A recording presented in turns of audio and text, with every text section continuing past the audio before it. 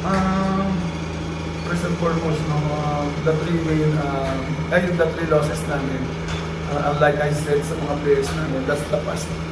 Maganda naman yan, pero we have to learn from it. Lalo-lalo na kung kita yung malalaban namin. And the good thing is nakuha namin itong panalo, and sabi ko nga, it's good to be back in a winning track. No? And kailangan namin itong panalo and kami sa susunod na games namin para makuha yung goal namin sa kapitang mind. Coach, you've been mentioning in the past yung need to step up, given na wala na si Bravo, and today si Renz Villegas yung consistently making those shots for you. Your thoughts lang din sa career game ni Renz? Yes, actually, first of all, we will dedicate this game to Bravo. No? So, we don't know yet kung mayroon siya mga kabalit. No? And I hope na maging okay na siya. And about Renz Villegas, yes, he's a leading scorer, no? But syempre, I credit also to the mga teammates niya na rumi-rebound yung pumapasa sa kanya, kaya siya nakaka-score. No? So, honestly, it's a big effort. So, ang nakikita lang natin is yung score ni Renz. No?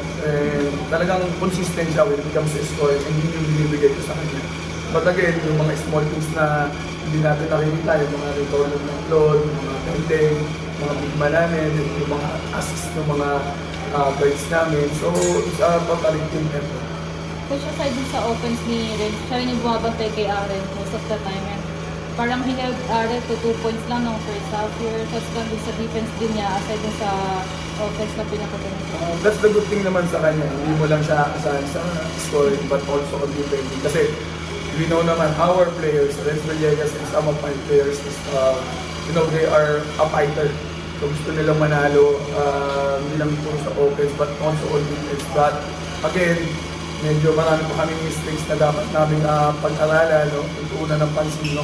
Lalo na sa next game namin, no? So, lalo na yung turnover namin sa isang quarter. So, 9 turnovers sa fourth quarter. So, kailangan namin ma-workout yung mga ganun. Coach,